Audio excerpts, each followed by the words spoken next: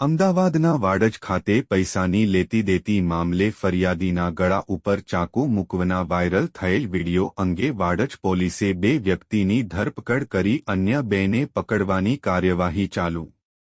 આ ગુનાની વિગત જોઈએ તો જયંબે માર્કેટિંગ ગોડાઉનની બહાર જૂના વાડજ ખાતે ચાર શખ્સ કારમાં આવી વ્યક્તિના ગળા ઉપર ચાકુ મૂકવાનો વિડિયો સોશિયલ મીડિયામાં વાયરલ થયો હતો, જેના અનુસંધાને સાચી હકીકત જોતા જે બાબતે ફરિયાદી હરેશગીરી તુલસીગીરી ગોસ્વામીએ વાડજ પોલીસ સ્ટેશન ખાતે ફરિયાદ નોંધાવતા વાડજ પીઆઈ જોશી અને ટીમ દ્વારા તાત્કાલિક ચાર ઇસમો વિરુદ્ધ ગુનો નોંધવામાં આવતા કલાકોમાં જ આ ગુનામાં સંકળાયેલ સાગરીતો એક રાહુલ આદિવાડા અને બે કરણ કચ્છીને ઝડપી પાડવામાં આવ્યા છે, જ્યારે અન્ય બે મુખ્ય ઇસમોને ટીમ બનાવી પકડવા કાર્યવાહી હાથ ધરવામાં આવી છે। આ આખી વિગત શું હતી? કેમ ચાકુ ગળા ઉપર મૂકવું પડ્યું? તમામ હકીકત આવો સાંભળીએ નાયબ પોલીસ અધિક્ષક કાગથરા દ્વારા। ગઈકાલે જે વિડીયો વાયરલ થયો છે બરાબર છે, શું બાબત શું માહિતી?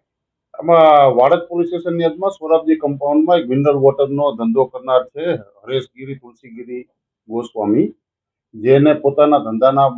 ભાગરૂપે એક નાણાકીય જરૂરિયાત પડતા એમને આ કુલદીપસિંહના ફાધર બબ્બુસિંહ કે જે કે છે બલદેવસિંહ બબ્બુ બેરો અને એમના પિતાજી પાસેથી 1 લાખ રૂપિયા વ્યાજના લીધેલા હતા અને નક્કી થયા મુજબ એમના ફરિયાદમાં જણાવ્યા મુજબ એમને 10% કાપીને ઉપર રકમ આપેલી હતી અને રોજના 1000 રૂપિયા લેખે એને ચૂકવવા માટેની વાતચીત થયેલી હતી।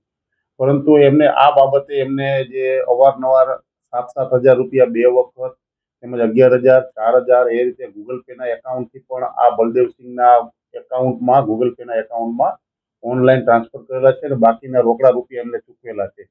જે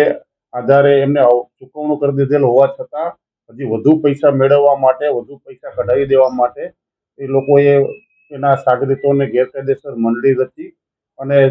તીક્ષ્ણ હથિયાર છરી જેવું ધારણ કરી અને એમના ગળા ઉપર હથિયાર મૂકી અને પાછળના ભાગે એના છરીનો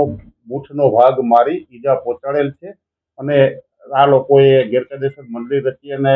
નાણાં ધીરનારનો ગેરકાયદેસર રીતે ધંધો કરેલ હોય તેના વિરુદ્ધ પોલીસ સ્ટેશનમાં ફરિયાદ આવતા તાત્કાલિક ગુનો ધારણ કરેલો છે,